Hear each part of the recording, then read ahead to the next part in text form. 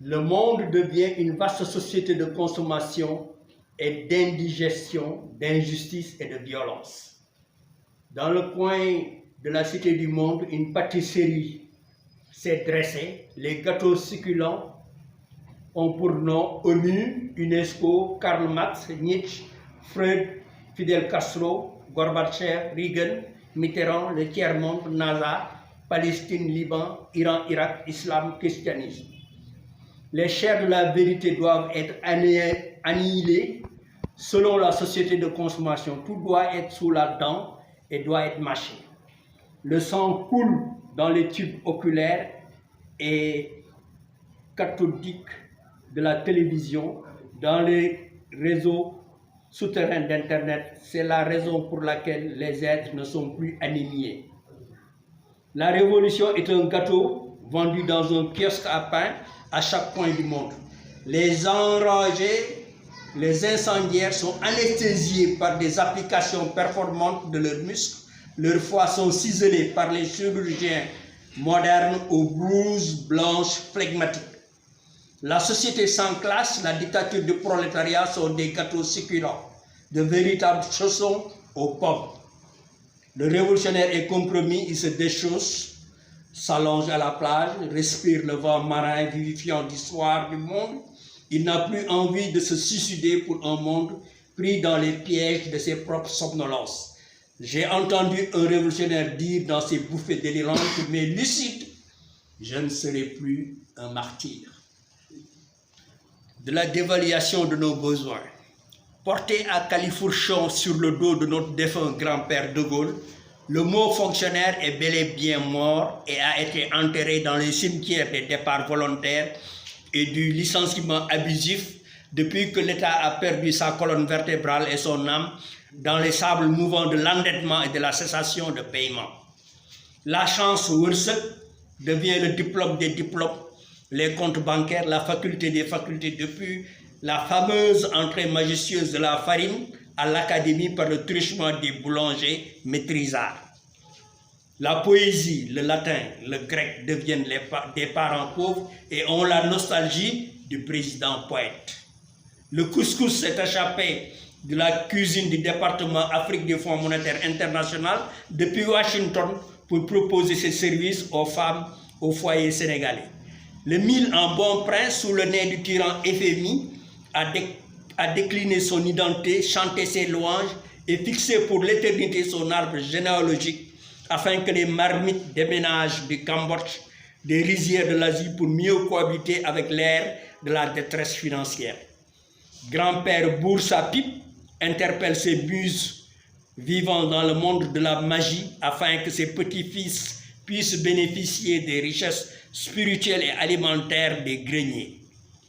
Foudroyé par la télévision, grand-père fait ses apparitions dans les moments difficiles pour offrir sa sagesse à des adultes et à une jeunesse désemparée qui voudrait bien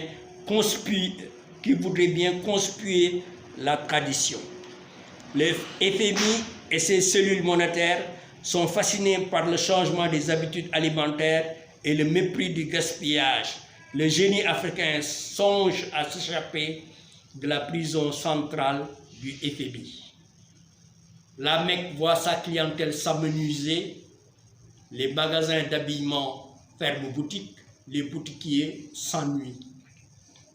Le développement devient un concept accessible, il fuit les gratte-ciel et se veut complètement mental. Le développement entend épouser, se marier, avoir une belle progéniture avec l'environnement africain, avec les réalités du Sahel, tout en fuyant et en ayant une peur bleue du virus monétaire. Les détournements de deniers publics. Le développement quitte les salons aseptisés de Bretton Woods et ne se veut plus mythique. Il s'offre au changement, à une révolution intérieure et en bonne architecture, à bon architecte. Il construit ses monuments de valeur dans la tête de l'homo sénégalensis. À Pout, Dieu n'assistera jamais à la construction du métro, mais il sait que la différence entre Pout et New York, c'est une question de gratte-ciel et de mangue. Alors la question ultime reste, Est-ce le drogué de New York ou le paysan de Pout qui est développé? Sous tous les cieux, les contradictions humaines demeurent les mêmes.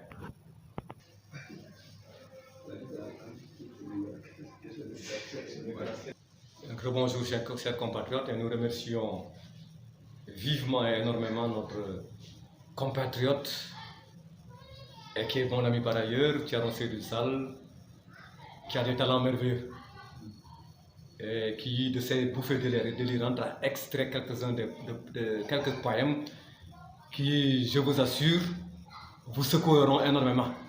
Et le livre est disponible dans certaines librairies de Dakar. Bien, quant à moi, je vous retrouve pour vous parler, comme d'habitude, du Sénégal, mais en passant toujours par le Covid-19. Des chiffres, parce qu'il n'y a que les chiffres qui sont la réalité. Et les chiffres que je vous donne ici sont extraits du site de Johns Hopkins University. C'est la plus grande université en termes de statistiques au niveau mondial, ça c'est reconnu. Bon, celui qui veut voir ou contester ces chiffres n'a qu'à se plonger, n'a qu'à aller dans ce site. D'après Johns Hopkins University, les États-Unis ont procédé à plus de 85 millions de tests, soit plus de 25% de leur population. Ou bien, si vous préférez en langage plus simple, le quart de leur population. Et le Sénégal, ici au Sénégal, quant à nous, depuis le 2 mars jusqu'à aujourd'hui, on n'a procédé qu'à 162 000 tests. Si le Sénégal devait procéder à des tests en suivant les États-Unis, autrement dit en suivant le protocole des populations, le Sénégal aurait effectué, puisque c'est le quart de la population qui a été testé aux États-Unis, le Sénégal aurait testé le quart de sa population, ça aurait été 4 millions de tests qu'on aurait dû faire. Mais le Sénégal en est à 162 000 tests, moins du 20e de la population. Je ne parle même pas du quart, un quart, mais moins du 20e de la population du Sénégal. Allons voir un peu du côté de l'Inde. L'Inde effectue actuellement, depuis plus de 2 semaines, tous les jours, chaque jour, l'Inde procède à 1 100 000 tests. Et la population indienne, j'entends la tempête. Les gens me disent que oui, mais l'Inde c'est quand même 1 milliard et quelques d'habitants. Oui, c'est 1 milliard et quelques d'habitants, mais la population indienne, ça fait donc 88 fois la population sénégalaise. 88 fois la population sénégalaise. Donc si l'Inde devait procéder à des tests en respectant le prorata de sa population par rapport à celle du Sénégal, l'Inde aurait effectué 88 000 tests. En tout cas, moins de 90 000 tests par jour. Ce qui veut dire moins de 100 000 tests par jour. Mais l'Inde en effectue 1 100 000. La population indienne fait 88 fois celle du Sénégal, mais l'Inde effectue des tests qui sont à plus de... L'Inde a procède plutôt à 1 100 000 et quelques mille tests depuis quelque temps.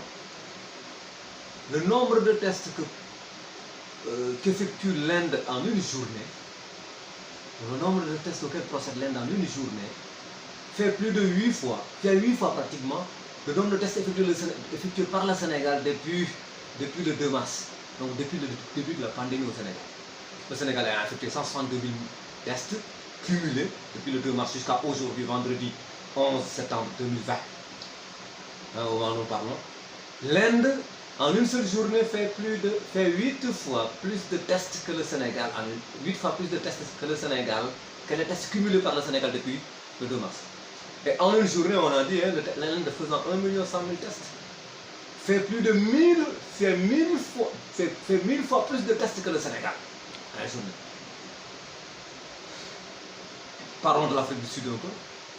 Le pays qui a le plus de cas en Afrique, qui a un nombre de cas de 640 000, d'après toujours le site de Johns Hopkins University. L'Afrique du Sud a une population qui fait 3,7 fois la population sénégalaise. Donc si l'Afrique du Sud devait tester sur le Sénégal, en appliquant le prorata de 3,7, donc l'Afrique du Sud aurait testé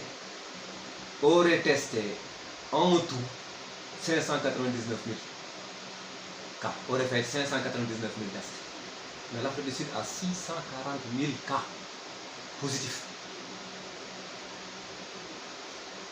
Donc, vous voyez bien que le Sénégal, plutôt que de pratiquer la politique de l'OMS, l'OMS qui encourage tous les pays du monde à tester, encore tester, afin de recenser même les cas asymptomatiques, même les mild symptômes, comme ils disent là, les symptômes légers, afin de pouvoir les isoler, les mettre en quarantaine et les isoler très rapidement. Le Sénégal, au lieu de faire ça, le Sénégal fait ce qu'en chimie on appelle trace. Si les autres font des tests, l'Inde, les États-Unis, l'Afrique du Sud font des tests. Le Sénégal, lui, fait des traces de tests, comme on dit en chimie.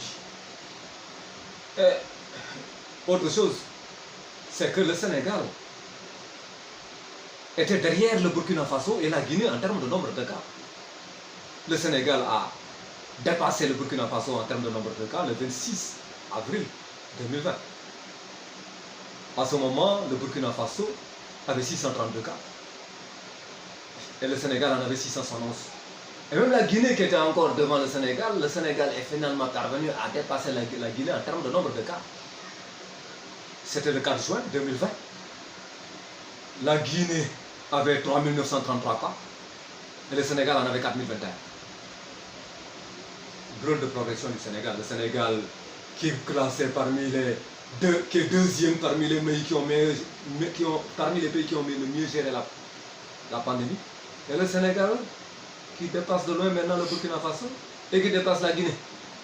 Et qui fait partie des 13, qui est le 13e en Afrique en termes de nombre de cas. D'après toujours John Hopkins University, le site de John Hopkins University. La statistique qu'il donne journalièrement, tous les jours. Et actuellement, en termes de cas cumulés, le Burkina Faso en est à 1486. Le Sénégal en est à 14 193 cas au jour d'aujourd'hui, du vendredi 11 septembre 2020. Et la Guinée en est à 9 946 cas. Le Sénégal donc a 10 fois plus de cas que le Burkina Faso qui était devant lui jusqu'au 26 avril.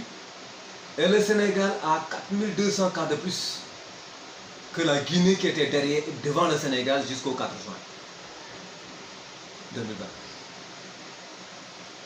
Donc, on dirait que l'étude qui nous parle du Sénégal comme étant positionné en deuxième position au niveau mondial, là, on se demande sur quels critères il s'appuie pour placer le Sénégal en deuxième position. N'acceptons pas de nous faire caresser dans le sens des paroles de oui, le Sénégal. Cette étude n'a aucun sérieux, n'a aucune consistance scientifique. Parce que je viens de vous donner des éléments scientifiques, statistiques, donc qui sont scientifiques en l'occurrence. Si le Sénégal est classé devant la Corée du Sud, ça doit nous faire rire. La Corée du Sud que toute la planète a loué pour ses performances, pour la manière dont elle a géré le Covid-19. Quand le Sénégal se trouve devant la Corée du Sud, quand le Sénégal se trouve devant l'Inde qui teste 1000 fois plus que le Sénégal rien qu'en une journée. Le Sénégal qui est classé devant les États-Unis, qui ont testé le quart de leur population, alors que si le Sénégal devait pas tester le quart de sa population, aurait testé 4 millions d'habitants, 4 millions de personnes, alors que le Sénégal n'en a testé que 162 000. Et si le Sénégal est mis à côté de l'Allemagne, etc., ça c'est de la farce. C'est pas une étude. C'est pas parce que ce sont des Blancs qui font cette étude qu'on doit systématiquement signer parce que c'est des Blancs qui l'ont fait. On n'a pas de complexe, nous. Nous, le seul complexe qu'on a, c'est par rapport à la science. Par rapport aux résultats scientifiques et aux données scientifiques. Lors d'une émission de la BBC World Service qui s'appelle Science in Action, dont le présentateur s'appelle Roland Pisse, qu'il présente tous les jeudis au niveau de la BBC World Service en live, en direct comme ils disent, à partir de 19h33 à 20h. L'invité de Roland Pisse, c'est un certain Andrew Friesen.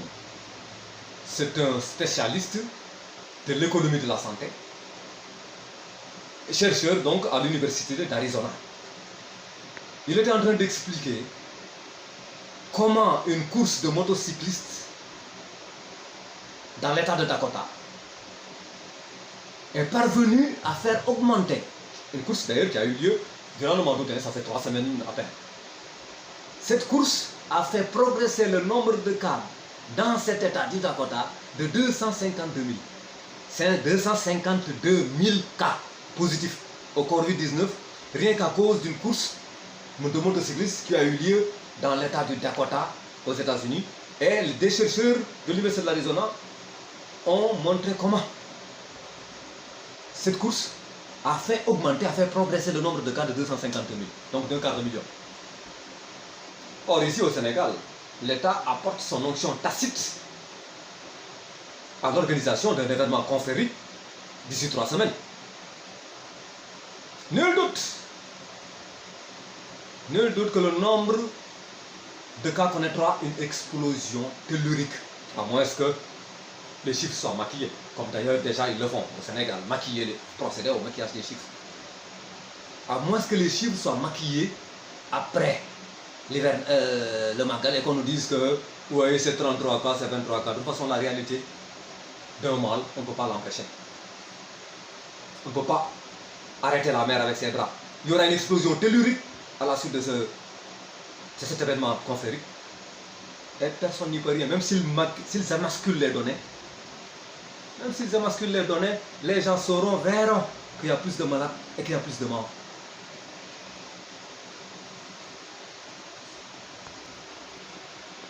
Ceux qui croient en le sérieux de l'étude dont nous parlions tantôt sont nul doute ceux aussi qui croient au chiffre de 750 milliards, chiffre vertigineux, que l'État aurait consacré, et ils y croient avec véhémence, que l'État aurait consacré aux infrastructures censées contenir les inondations lors des hivernage. 750 milliards. Un chiffre vertigineux s'il en faut. S'il en est. Un chiffre vertigineux. 750 milliards. Oui, mais nous on est habitués aux chiffres vertigineux depuis que Macky Sall est là. Depuis qu'il a augmenté notre dette et qu'il l'a fait passer à 9 150 milliards. On sait qu'il n'y a que du vertigineux avec Macky Sall. Tandis que des populations pataugent dans les eaux crasseuses, infectes, tandis que les populations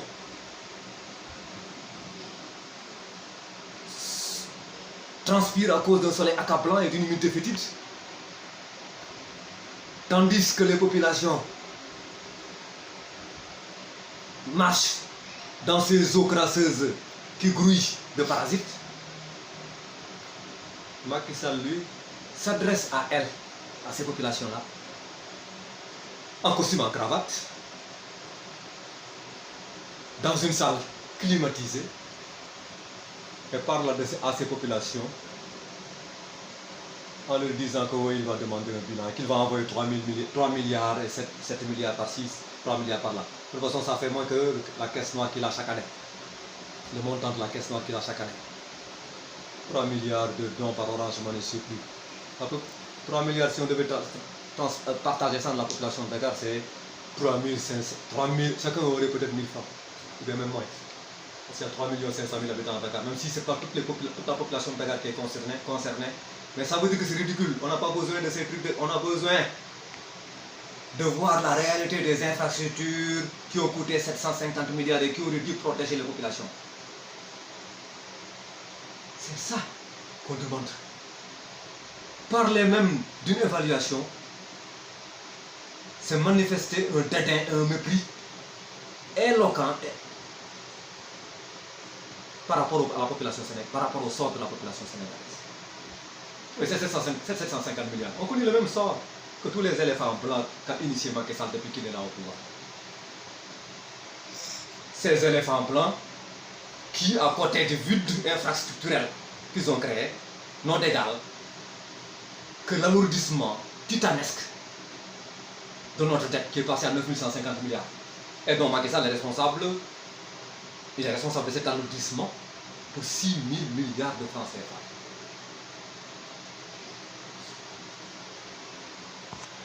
Et ce Macky Sall là, après toute cette injustice exécrable qui fait supporter au peuple sénégalais tous les jours, au peuple laborieux tous les jours, il pense à un troisième mandat. Et des constitutionnalistes à la sorte du prince nous disent que ouais, bon, la constitution sénégalaise c'est du droit, c'est un texte ésotérique, donc fait pour des initiés. Donc seuls les initiés peuvent comprendre ce que la constitution veut dire par là, à propos des mandats. Si c'est le cas, si ces initiés, ces juristes-là à la pelle qui sont ramassés au niveau des universités là et qui prétendent défendre la possibilité d'un troisième mandat de Macky Sall, s'ils ont raison, en parlant de textes ésotériques, s'ils ont raison, ça veut dire que c'est une escroquerie dont le peuple sénégalais a été victime. Parce qu'on a demandé au peuple sénégalais de voter, d'approuver des référendums ou dont ils ne comprennent rien de ce qu'il se disait dans ce référendum. Parce qu'on a dit que le texte est ésotérique, la Constitution ne peut le comprendre que ceux qui ont fait le droit, etc. etc. Moi, je suis de notre gueule. Je sais que nul ne peut exercer plus de 2 mandats successifs, ça c'est du français. Les élèves de 4e, de CE2, je veux dire, comprennent ça. Nul ne peut exercer plus de 2 mandats successifs. Tout est clair là-dessus. Nulle part il n'est mentionné dans ce nul-là, dans cette phrase-là, la durée du mandat. On a seulement dit plus de 2 mandats successifs. On ne peut pas exercer plus de 2 mandats successifs.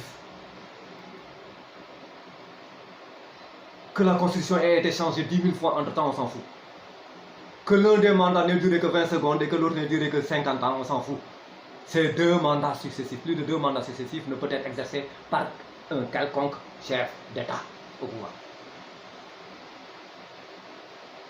Et maintenant, si Macky Sall estime, parce que c'est ce que nous pensons, parce qu'à chaque fois on limoge des gens qui s'insurgent contre un 3e mandat éventuel de Macky Sall. Donc nous pensons que lui aussi cherche un 3e mandat. Mais si lui se donne le droit, s'arroge le droit de pouvoir violer la Constitution, mais quel est le droit que le peuple sénégalais ne pourrait pas avoir à ce moment? Le peuple sénégalais aussi a le droit de lui dire que non, attends, même ton mandat actuel, tu l'exerceras pas, tu le termineras pas, parce que c'est même pas la peine pour lui d'observer l'horizon lointain de 2024, parce que 2021 déjà annoncera 2021 déjà annoncera des soubresauts politiques, un monstre.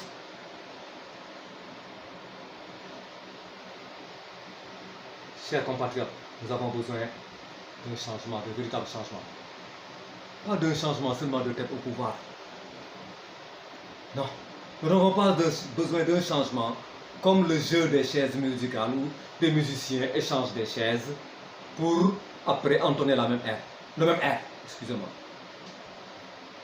Nous avons besoin d'un changement systémique profond, d'un changement de système. Nous avons besoin de changer le système qui gouverne notre pays, qui l'oriente depuis notre pseudo-indépendance. Attention, nous n'avons que 2 options qui se présentent en nous. Nous n'avons que 2 options qui nous sont offertes. L'une, soit on continue le plongeon sclérotique dans le tréfonds des entrailles névrotiques, des afflictions et de la sinistrose des injustices sociales. Ou bien, on réalise le saut libérateur et salvateur qui nous permettra de nous débarrasser de ce navire infecté et infesté et grouillant d'hommes politiques qui voudraient faire du changement sans le changement, qui voudraient prendre le pouvoir pour se servir du pouvoir. Donc, ils voudraient prendre le pouvoir pour exploiter le peuple sénégalais laborieux. On a été exploité depuis 60 ans par le néocolonialisme et par ces suppôts locaux. On n'en a plus besoin. On veut d'un changement véritable. Pas d'un changement de personne, mais d'un changement de système en profondeur. Mes chers compatriotes, il n'y a pas de terme moyen entre ces deux choix. Et j'espère que le message aura été bien clair et excusez Mohamed Nourou Sall pour sa passion encore parce qu'il s'agit de son Sénégal. C'est pourquoi il s'exprime ainsi. Au revoir et à bientôt. Et j'espère que vous apprécierez les échanges.